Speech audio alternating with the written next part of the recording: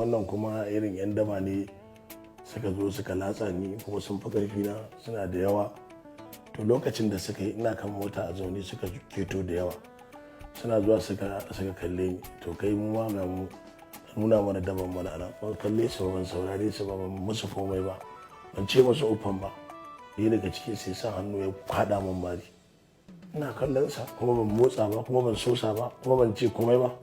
Kuma suka gama magana suka tafi. Kawai na san abin da ya suka yi min haka kuma Allah ba zai bari ba. Kuma tunda sun manni don tozartawa tunda a cikin mutane suka yi. Shi kuma Allah ba azzalimin bawa bane zai saka mu.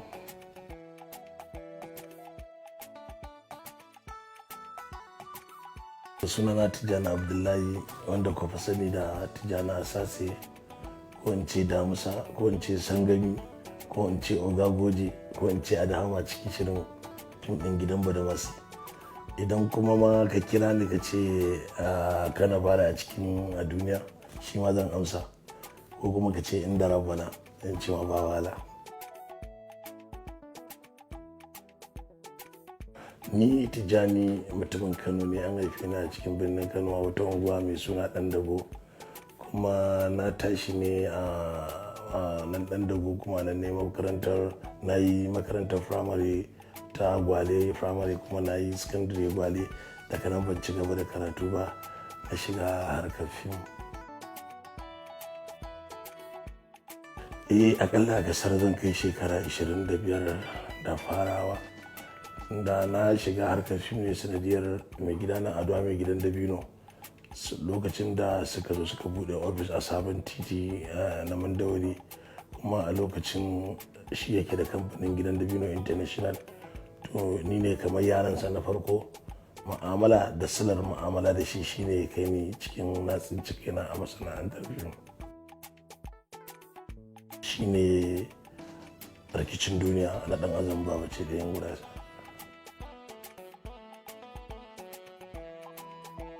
Ai ni harkar fim ta taimake ni ta ko'ina a rayuwa ta duniya. Lokacin da ka zo ka fara ka haɗu da mutane ɓata gari wanda za su iya lalata rayuwarka sai ka zo ka tsinci kanka a cikin sana'a wacce ita za ta baka sha'awa kuma za ta sa mutane su ƙaunace ka. To kaga tsincire ka daga can gurin da dawo da kai nan gurin yana da muhimmanci sosai a rayuwa. Kuma duk abin da na samu da abin da na zama a gani silar masana'antar fim ne. Don haka ni alherai ni ne ma nake da kwatancen da zan faɗa alkhairan da na samu daga masana'antar fim. Gaskiya ni babban abin da na tsana yanzu ma tashin hankali. Kuma shi action na daba ina ganin kamar mutumin Kano ko waye ko ma waye inda an haife ka a cikin gari ya ka ci kawai an ce kwatanta kawai za ka tuna wani mutum ne da ka san rayuwarsa kawai za ka kwatanta sai ka ga kayi daidai. In dai kai dan Kano ne an ce maka kai abin da 'yan daba suke yi to ina ganin ba wani abu ne mai wahala. Shi yasa kawai ya zama sana'ata ne shi yasa kawai na ƙware da yin shakan amma ba aikina ba ne. Sau da yawa an yi min wanda sai dai Allah ya sani. An yi min kuma wanda hukuma ne shi ma ba yadda za ka iya yi. Sannan ni dai ba a taɓa min na raini ba amma dai an yi min dai wanda wannan hukuma ne ta yi wannan kuma irin 'yan daba ne suka zo suka latsa ni kuma sun fi ƙarfi na suna da yawa suka wanka min mari amma komai ma ban ce ba. Komai ba ko magana ban musu ba kuma suka gama suka tafiya su. Sai ma ai shi sa ma sun yi ne dan ya san idan Allah ya maka ɗaukaka akwai mutumin da yake so ya tozarta ka. To lokacin da suka yi ina kan mota a zaune suka keto da yawa. Suna zuwa suka kalle ni. To kai mu ma ga mu nuna mana daban mana ana. Ban kalle su ba, ban saurare su ba, ban musu komai ba. Ban ce musu uffan ba. Ɗaya daga cikin sai sa hannu ya kwaɗa min mari. Ina kallon sa kuma ban motsa ba kuma ban sosa ba kuma ban ce komai ba. Kuma suka gama magana suka tafi. Kuma ban ce musu uffan ba. Kawai na san abin da ya suka yi min haka kuma Allah ba zai bari ba. Kuma tunda sun manni don tozartawa tunda a cikin mutane suka yi. Shi kuma Allah ba azzalimin bawa bane zai saka mu. ina da su, ina da matata guda ɗaya da yara na guda 9. Kai to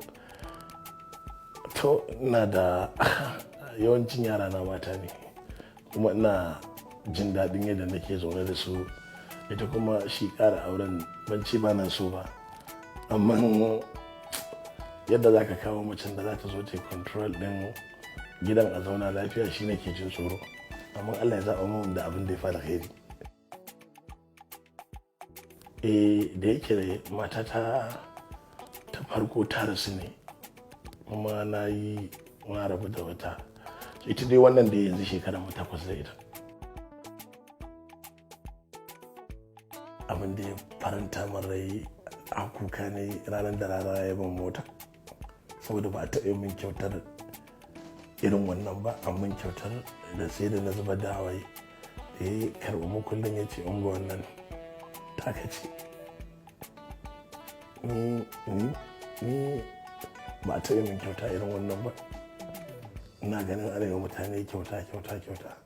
Ni ban taɓa samun kyautar da aka bani haka aka bani ita. Na kalla na fashe da kuka ba sai ita. Ranar da aka kama mu a wani gida akan mun yi shooting fim. Shi fim ɗin ma da na je kyauta ne na wani yaro Aldawaya, da ni da Falal Dori, Jibrin Esfage, Mansur Sadiq da shi Aldawayan aka kama mu a matsayin 'yan fashi. Aka kai mu sai da muka yi wata 1 a kurkuku. Allah, wannan abin ba zan iya manta da shi ba har abada. Ina yin waka amma irin ta hip hop. Kamar akwai waƙar da na taɓa yi wa 'ya'yana saboda soyayya tare 'ya'yana. Ina cewa da kai batu na aure a ce lokaci ne, to tsaya har ka je ka ja makanka, dakata ka ji ne. Aure shine tushenka. Ni ne nake faɗa ma, ka san ina da mata kuma ina da yara 17. Wata na baya can cikin Nuwamba 99 ina gaya muku na riski marriage. Na haifi 'ya'ya har da wanda ya kamata. Ina da Aisha, ina da Fanna, akwai Khadija ni nake kiranta mama. Ina Sa'ida, Abulkina kiran ki waje gurin Sadauki Abba suna kiran shi. Na gode Allah da shi ya azurta ni, ya bani kuzuri a ɗaya ba mai son ma'aiki. Ina alfahari da Rabbana ya bani mata, 'ya'ya mata. Kuna da hankali, kuna da kirki, kuna da tausayi da son zumunci. 'Ya'ya mata, ku ne komai, ku ne kowa, ku ne komai.